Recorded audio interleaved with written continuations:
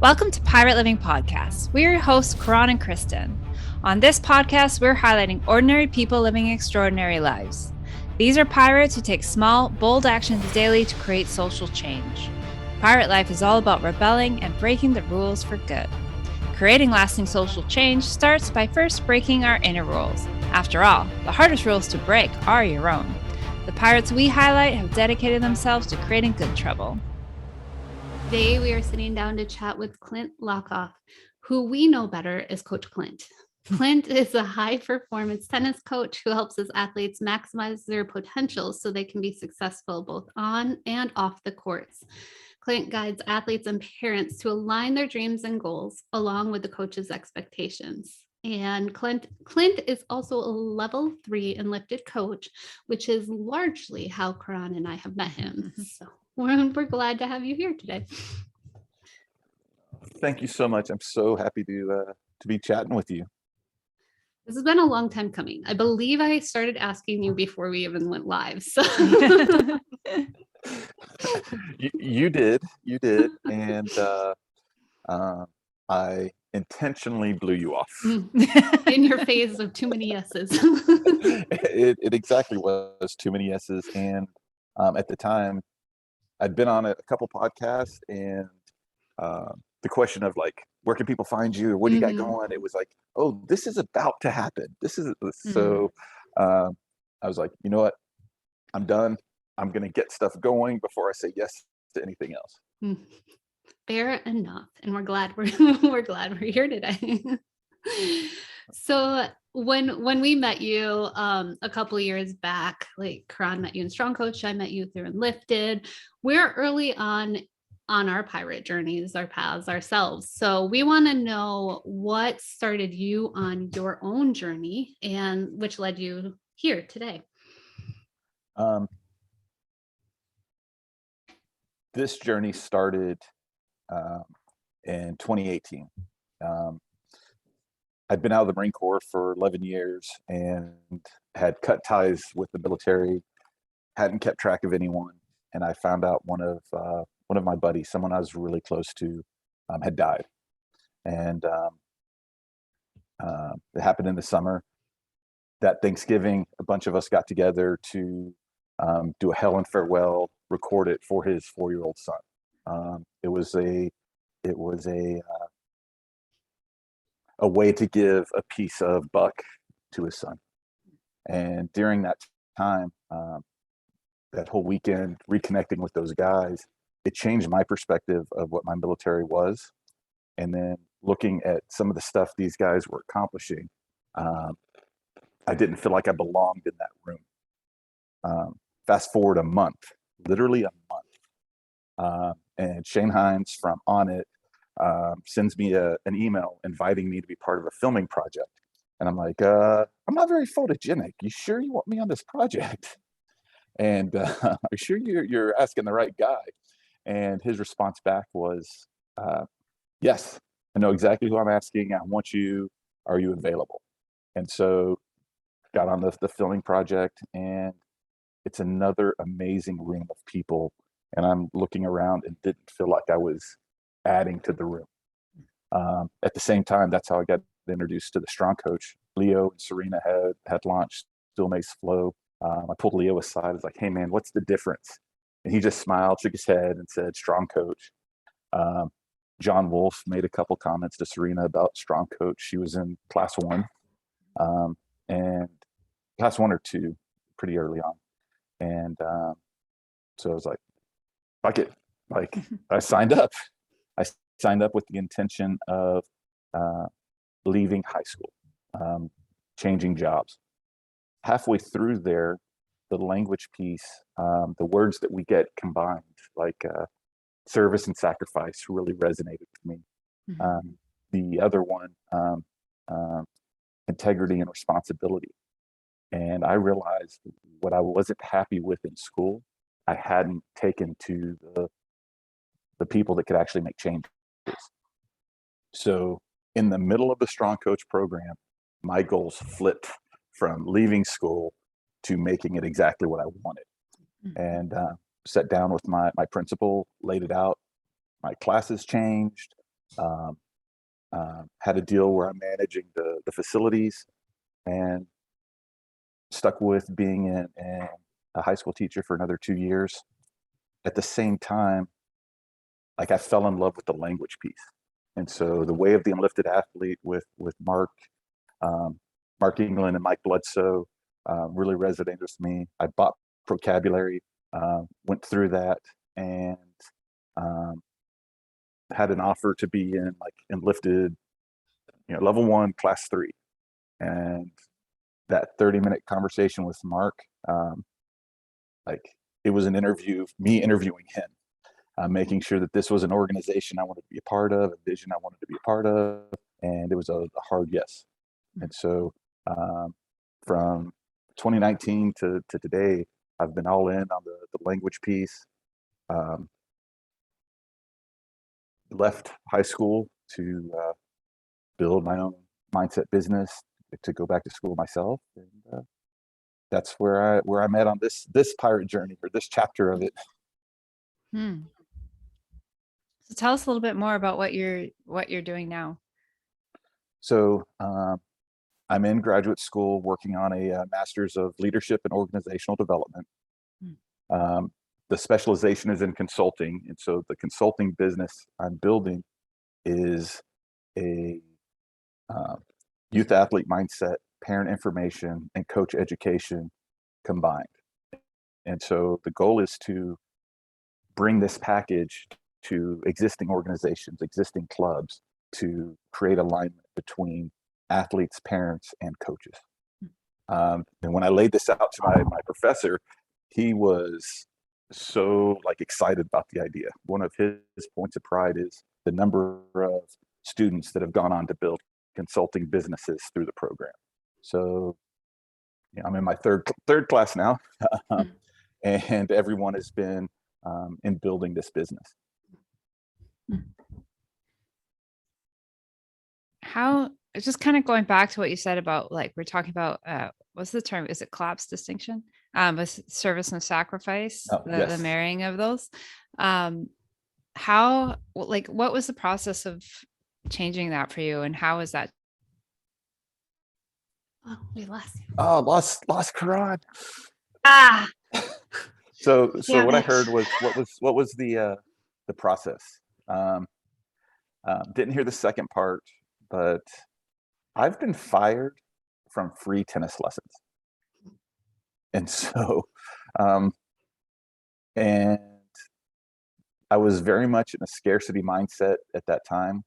And I felt like in order for me to provide a service and to care about my students and to care about their families, that there had to be some sort of sacrifice on my part, that it didn't feel right to enjoy what I was doing, care about these people, and charge what I was worth. And then hearing service and sacrifice and filling my own cup, and in order to show up as a coach as fully as possible, I had to charge. And so that was a switch that was flipped there. The other piece was the military. Thank you for your service. I heard, thank you for your sacrifice. And it's the journaling exercise on separating service and sacrifice was those two things. One, being willing to charge what I want, being willing to care for students and, be of service, not sacrifice. And you come from two great backgrounds that service and sacrifice is they're married together, teaching and military both. The overall view of most people in those industries is I can only be of service if I am sacrificing. So that I imagine would be quite the unraveling too, to get into those and be able to separate them out. And as it was unraveling, I felt lighter. And for a 280-pound dude, feeling lighter is a good thing. Mm-hmm. So with what you're doing now, what what such social rebellion would you say that you either have started or are looking to start with your work? So, being a huge fan of your podcast, I knew this was coming. And so there's three actually. One is for myself. One is for me to be free, and that is doing what I want because I want to do it, and not doing things because I have to do them. Um, the biggest one, the one that's going to be the rebellion that I'm going to fight for a very long time, is empowering kids. The idea of giving them as much control now over their schedule, over their coaching, over their hopes and dreams. And then a piece of that is coaches owning athletes. Just the term of "that's my athlete." If coaches let go of that ownership, then what ends up happening is they're of service to their athletes. They're not, their identity isn't tied up in the athlete's success. And I used to be a huge problem for me. People ask if I had any kids. I'm like, nope, got 100. I have 100 kids. And for some parents, they liked that. They liked that idea of me feeling like I was their parent, or I had that type of connection. But what that did is it intertwined that service and sacrifice. What you're saying too is a good point.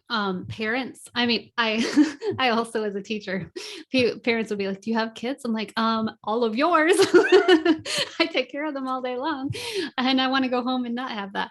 So there's, I hear that, and parents so also do that as well. Like my kid, and letting their identity get wrapped up in their kid. And I've met a few parents recently along the way that are like, this child, I'm a guide to this child. Like, they've been gifted to be in my life for about 18 years. I mean, longer, because they'll still come back to me, but I'm to guide them for 18 years until they're secure and like leaving the nest. And then what the goal is that they're independent human beings that go off and they have the tools that they need in order to navigate through the world. So I can see it too with, and what you're doing with parents too, helping the student get their independence with both their coaches and their parents. Yeah, I can see how being able to create that and be like, oh, I don't belong to these people, but I am my own person,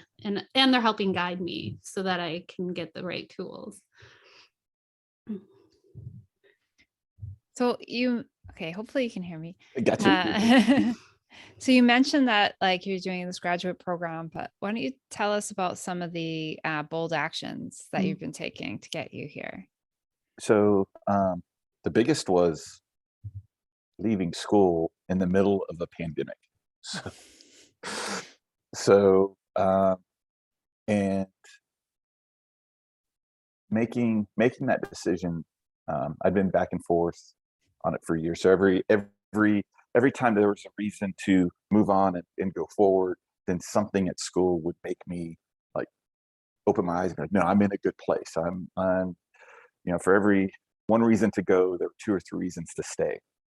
And until like in this pandemic, there was so much fear around being around people and being around each other. And then there were so many limitations put on teachers that the day I got COVID, I was also asked, how are you going to accommodate this player that doesn't want to go in the weight room? Like, well, the whole tennis team's not going to go in the weight room. That's what I'm going to do. Like, there's not going to be any optional stuff. So for the rest of the season, it's pretty early on in the season, and I was going to taper down anyway. They're just like, the rest of the season, we're not going. And when I got off the phone on the way to get tested, like in my head, I'm just like, I'm so fucking done. I'm really done this time. And then instantly one breath. And I was like, okay, if I'm done, then what am I starting? And I got online, looked to see what the remainder of my GI Bill benefits were. And I had, from that point in time, I had 16 months to use up 12 months or they just went away. I was like, oh, this was supposed to happen right now. I called my previous college coach and was like, hey, that grad assistant position still there? Is Gil, is he going to graduate? And will there be an opening? He's like, man, I'm done with graduate assistants. I go, well, what about me? He's like, really? Come on. So the bold action was taking a moment of, and literally a moment of true frustration, and then having the skills to flip it, and then acting on that idea. And so being in school now, being a graduate assistant tennis coach, having the opportunity to run the tennis team through storywork sessions. And so I've been explaining vocabulary, mark, and Enlifted, to the head coach. And my take on storywork is an athlete mindset and an athlete mindset series. And I've been going through that with the tennis team. And so it's been a huge opportunity to have, get those sessions done, connect with the players in that way. It's been amazing. How has the storywork stuff been received? So I only call it storywork to other coaches. And so it's mindset. It's been hit or miss. So the first session starts with, where are you feeling the most confident? Where are you feeling the most stuck? And then writing that out, and something comes up from there. And there's some of the athletes that are really buying in and want that next session. And then there's some that are like, I'm good. And so the other piece is I'm recognizing I'm having the same conversations about the language pieces. So figuring out a way to automate that where they're not getting the full 3-week vocabulary. But it's been really cool seeing the athletes that it resonates with. Yeah. Go ahead, Karan.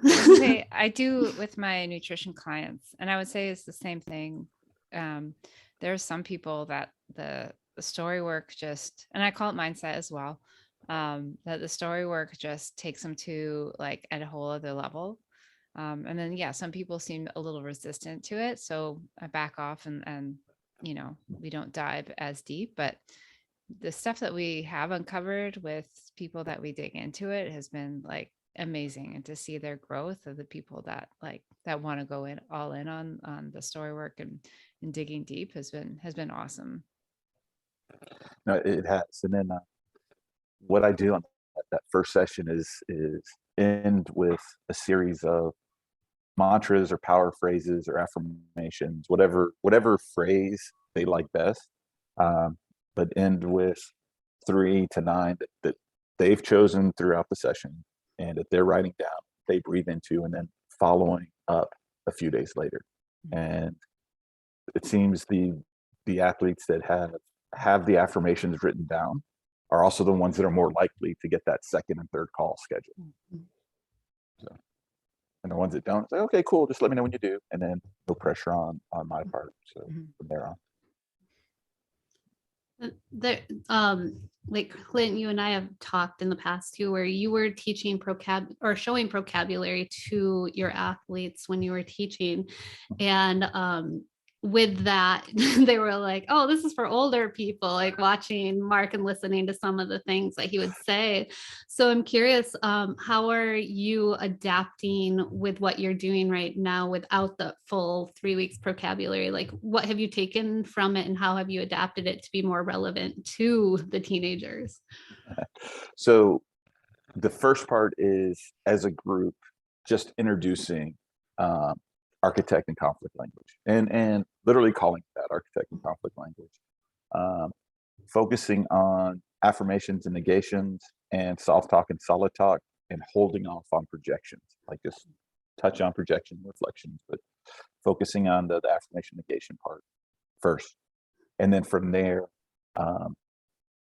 in the individual calls, as it pops up, like pulling a line out and then going through a direct translation from conflict architect. And then from there, asking for accuracy. Is this,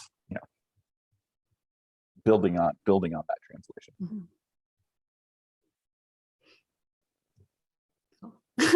Sometimes I watch Karan. I'm like, I think she's going to say something. And then neither of us say anything. And it's like, okay. I'm scared to say anything right now. I feel like every time I talk, I freeze and I'm like, I don't even know if you hear me. Be brave. I know we haven't had a Wi-Fi Wednesday in a long time. So that's true. Today it's me. So what, we talk a lot on here about good trouble. So what does good trouble mean to you, and what are you doing to cause good trouble lately? Lately, not much. Last school year, I had a leadership council on the high school team. It was any junior, senior that wanted to be a part of it and participated. So out of a 32 kid team, I had 9 kids on the leadership council. And our book was How to Be More Pirate. And so that was our book study. And I started seeing them being pirate to me. And I'm just like, okay, I can't be too mad at this. I've created this. So, but I loved the idea of 16, 17-year-olds, in high school learning this stuff. Mm-hmm. I'd said it to them a couple times that the goal of this isn't about right now. The goal of this is for you guys to crush your 20s. Like how many 20-year-olds out there are like crushing it right now? Mm-hmm. And I don't think there's very many, especially like in this time where there's a lot of fear, a lot of scarcity, a lot of transitioning to online. So that's I consider that the good trouble. I'm curious, what things were they doing that were pirates to you?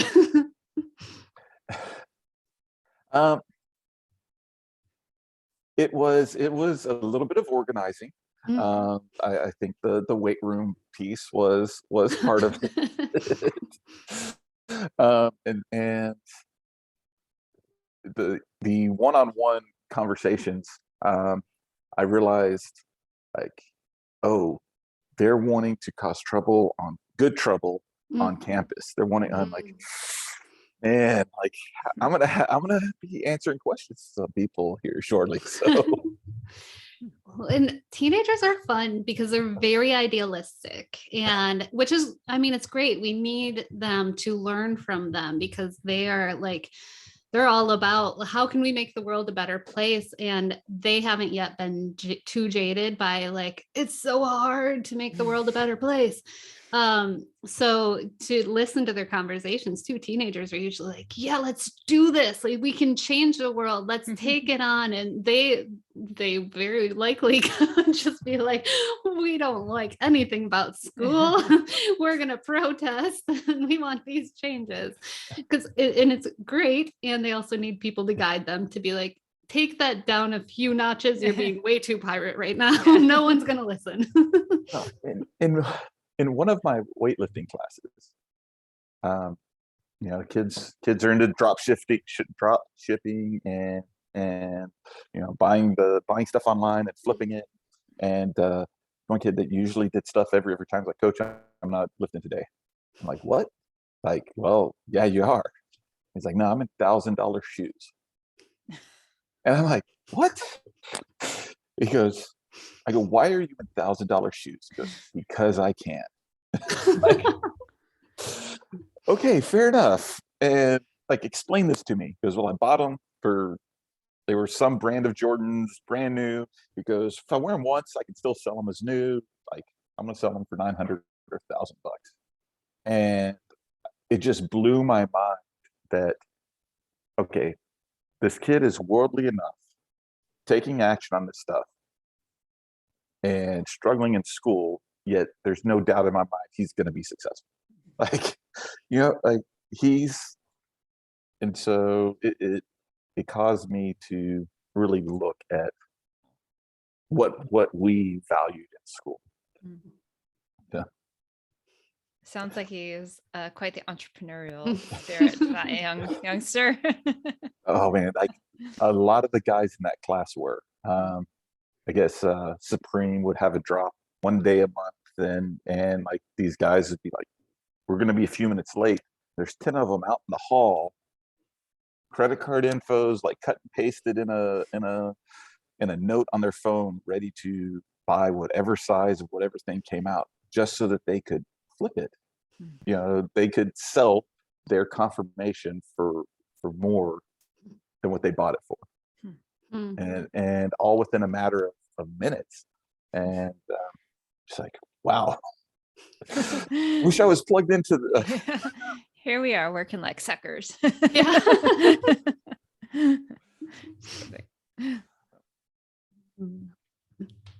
So on your journey, you've gone through like a lot of questioning of things. So what are, and I'm guessing with the athletes too, like you get to teach them how to ask some uncomfortable questions. So what are either some of the questions you've asked yourself along the way, or some that you've been teaching your athletes to teach, or to ask, not to teach, but they can teach them to?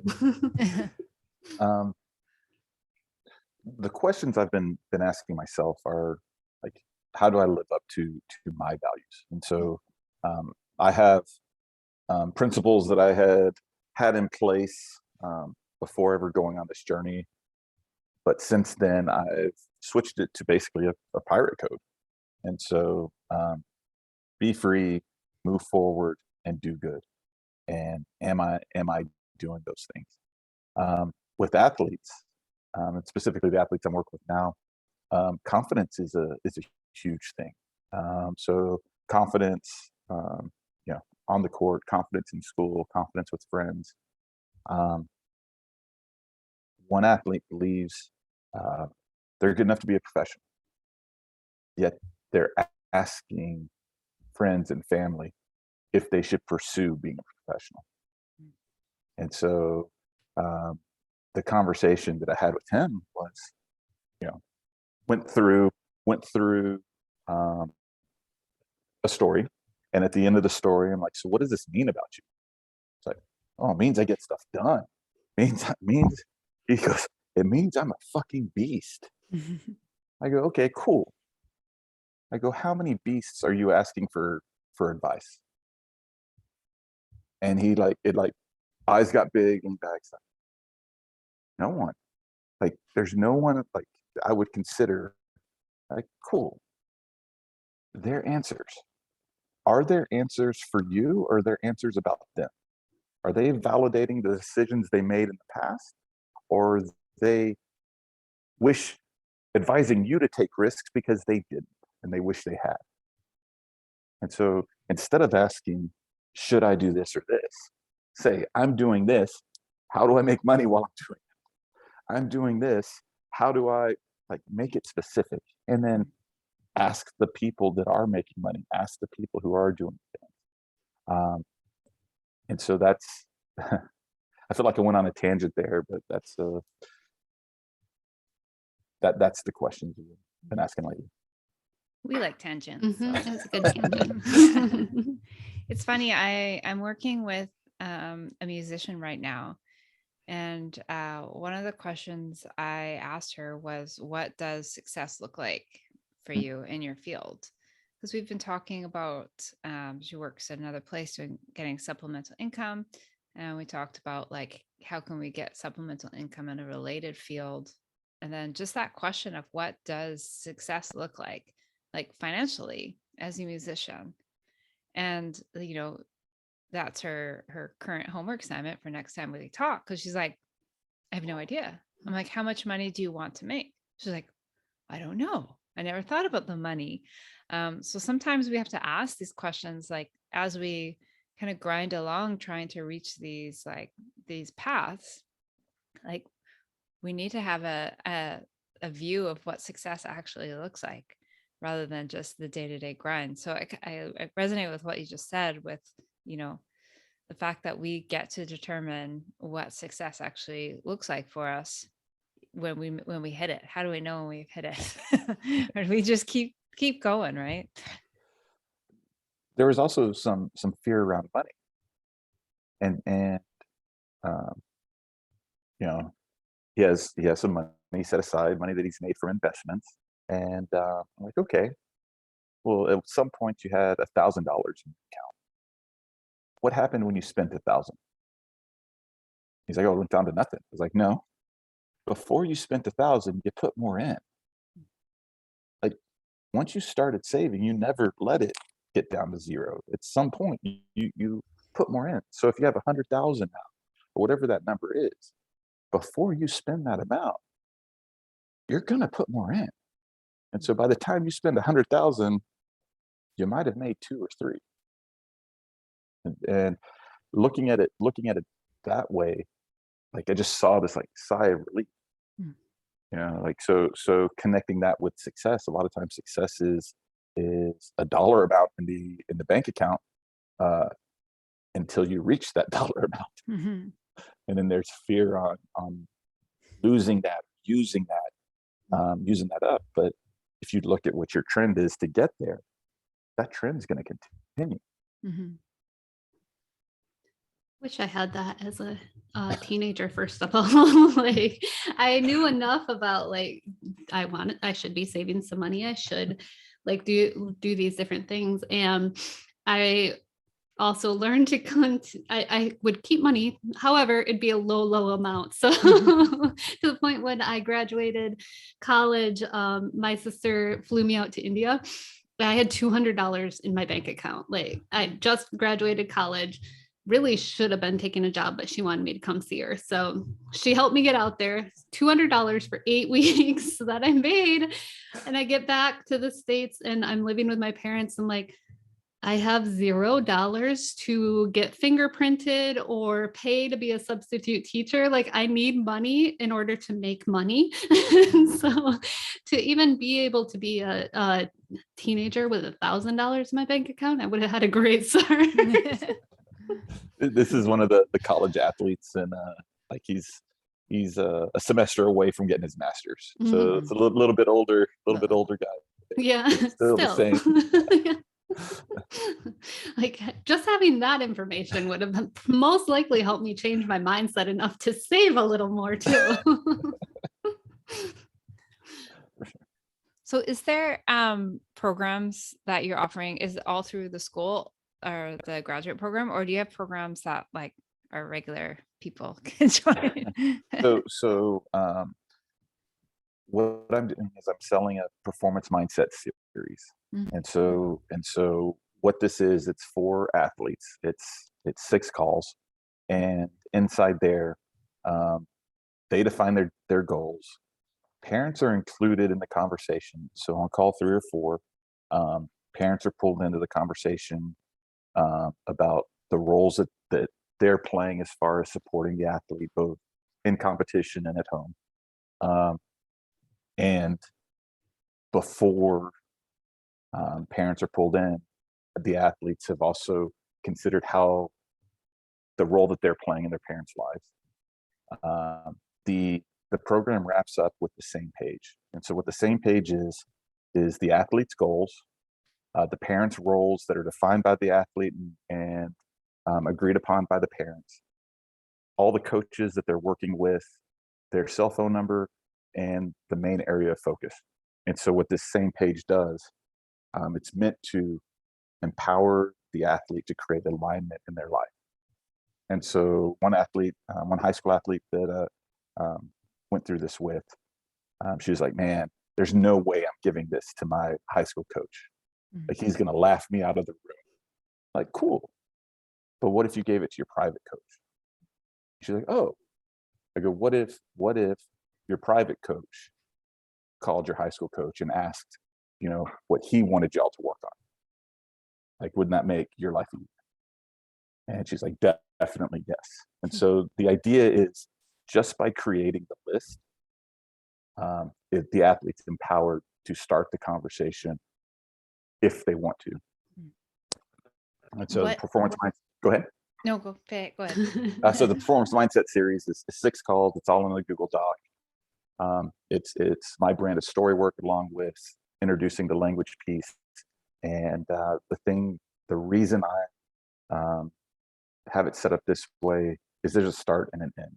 It's not meant for me to be your mindset coach for the next 15 years. Like, I want you to have the tools and move forward. And that's something that's lacking in youth sports. What's the age group? I had a 12-year-old go through it who was preparing for soccer tryouts, and I have it adapted also for adults. So where instead of it being a parent and parent-child conversation, it's fill in the blank with the significant role players in their life, partners, friends, coworkers, bosses. The questions are only slightly different. So 12 is the youngest. I don't think any younger than that. The goal setting portion, and even asking, where do you feel the most stuck, has the potential of creating more problems and solutions, I believe, that younger than that. Yeah. So now, as you're talking, I was thinking too, like Olympic athletes, I'm guessing, likely have mindset coaches to help them really focus. However, not everybody goes on to be a professional athlete or an Olympic athlete. What do they usually think about their goals outside of sports as well as inside of sports, to look at what they want to do once they're done with the sport? So with what I'm doing, yes. And so when I'm asking the question, where are you feeling most confident in your life, it doesn't necessarily mean their sport. I mean, it can literally be playing fetch with my dog. I feel most confident playing, and the goal with that is to take wherever they're feeling most confident and spreading it to other areas of their life. Wherever they're feeling stuck, to create unstuckness, to create movement forward. And the goals, we work through goal, process, identity on whatever is most important for them. And so whether that's school, whether that's sports, whether that's friends, whether that's creating the goal, process, identity there, so that they can go on and create that go through the process on their own, if they so choose. The toughest conversation I've had is with a 17-year-old girl, where her biggest fear is not having a family relationship that she wanted, like being happy in a family and relationship. And so going through the goal, process, identity piece for that, like, my pucker factor was high and stuff, like, because I'm seeing the flip side of this is creating a codependent, like setting goals focused on other people, on relationships, on family. How do I make sure that this is like setting the foundation for a healthy relationship? And so it's not just about finding a partner, but it's also having a partner find you. It's not about getting to know someone, it's about them getting to know you. It's not just about lifting someone else up, it's having them lift you up also. And so like when I hung up, like when we ended the Zoom call and I stepped back and I looked at the doc, I had this like huge sigh of relief, because everywhere that she had gone outward, we'd been able to flip it back inward. And the inward piece is where like that's what you can't control. Yeah. So you flipped it back around to, was there story work then that was also involved, or just with the goal setting, bringing it back into internal? It was just goal setting and bringing it back internal, because we were future casting. We were dream casting. So there weren't any I didn't see it relevant to go through the story work process with titling out and writing it out. She had done the perfect day exercise that included, future relationships or ideal relationship, and then just asking questions. Okay, so if you want to be loved, or you want to love someone, being loved back is part of this. And so how do you create that? And then if it became me conforming to you, whoa, is that really? And so that's where the conversations went. And at the end, it was a huge sigh of relief. I asked her, like, hey, can we share this with your parents? And I go, we'll just cut and paste this portion out of the document and put it in the group text. And she's like, oh, definitely. And so, like, for her to be like confident in that was also a sigh of relief for me. Having been one of those 17-year-old girls who thought that life was all about getting married and having kids and the relationship there, like, to have been told by somebody at that age that my life could more look like how it does now would have saved me a good amount of time of like second guessing myself and being like, am I on the right path? Did I make the right choices? And depending on Lance to help me be happy versus me realizing, oh, this relationship's only really at its best when I'm okay with me and I'm taking care of me. So yeah, that's huge to be able to offer that to a 17-year-old girl because that is a story that so many young girls are handed too. Like, your life isn't about you. Your life is about pleasing somebody else and raising a bunch of kids. So that's so huge too, to be able to help her flip that. Well, to also have the conversation about flipping the perspective without saying the perspective is wrong. Right. Because it is okay to want that. It is okay to want a family and to like that's at some level, like if that's what you're wanting, what you're desiring, what you're feeling, it's right. But how to do it, like how do you create a strong relationship without sacrificing who you are to be the relationship?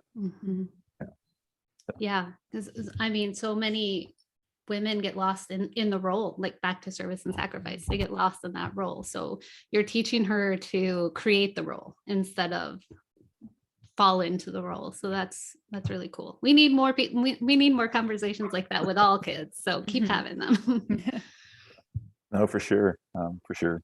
And for me to have that conversation in 2018 would have been impossible. Would have been like, boom. I'm a dude, I'm a coach. Like, if you want to go hit tennis balls hard or lift something heavy, we can do that. But bottle that shit up and like, take it somewhere else. Push it down.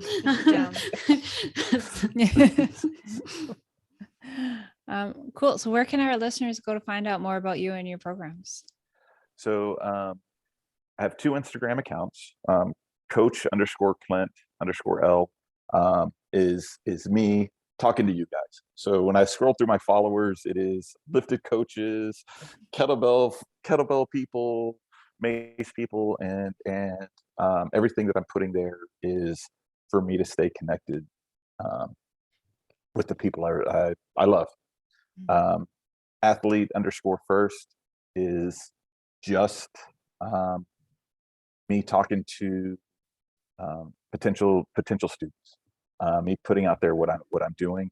Everything on Athlete First shows up on Coach Clint just because I wanted to. And there's something else I'm doing. I do what's called the First Thursday, and it's parent info, and it's a free thing, and it's stuff that coaches get taught that I believe would be useful for parents to know. And so the idea of growth mindset versus fixed mindset, praising kids for what they can control as opposed to something that they are. Teaching parents how the difference in upregulated and downregulated, execution versus decision. It's a 30-minute call. The first Thursday of the month. I'm getting back into it in March, And the goal is to be known and trusted with parents so that they want me as a mindset coach. And one of the things that I didn't do well in the past was throw that out there, throw out a pitch included in this free information. And that's what the goal of it is to be known and trusted with good information that will have a positive impact. Take what you want, throw the rest out. First Thursday. Very cool. Yeah. And by the time this comes out, you'll have already started. So first Awesome. Thursday, parents go check it out. So well, how would you recommend our listeners start their own pirate life? The idea of being free. And so being free, I believe, is also the opposite of being scared. And so if there's something that scares you healthily, run towards it, let that excitement build. But if there's something that scares you media-wise, work-wise, life-wise, limit that and be free. Just reminded me of your quote, where I was talking with you about how fear and excitement, the body has a hard time knowing the difference between them. And you said something, I think it was, fear is excitement and I run toward excitement. And I was like, oh yeah, that's a good one.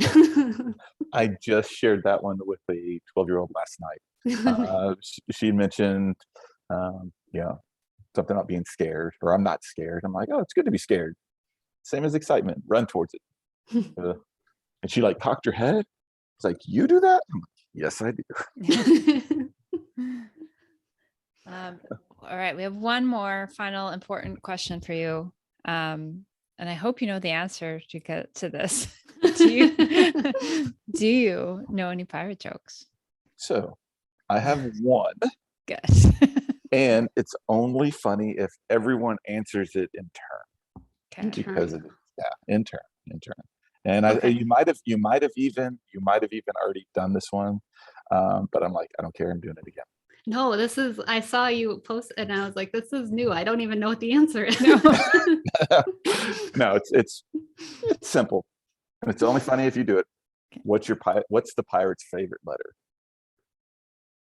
R. R. Oh, damn it. I got it wrong. I screwed it up. Rewind. so R. And R. Everyone's R is a little different. Wait, Kron wants a redo. Let's do this. Yeah, we have to do a redo because I didn't even get the right letter. That was dumb. Okay. Edit. What's the pirate's favorite letter? R. I do have one more. That reminds me. Using only 2 letters. How does a pirate laugh? I don't know. RDRR. Yeah. See, 2 new ones. Oh, well, this has been great, Coach Clint. It has been a long time coming, and I'm frozen again, aren't I? No, you're there. Okay. Oh God, edit that too. I don't know. So much editing for Kristen. Nope. Anyways, short and sweet. It's been fun. I've really enjoyed it. Thank you guys so much for this opportunity.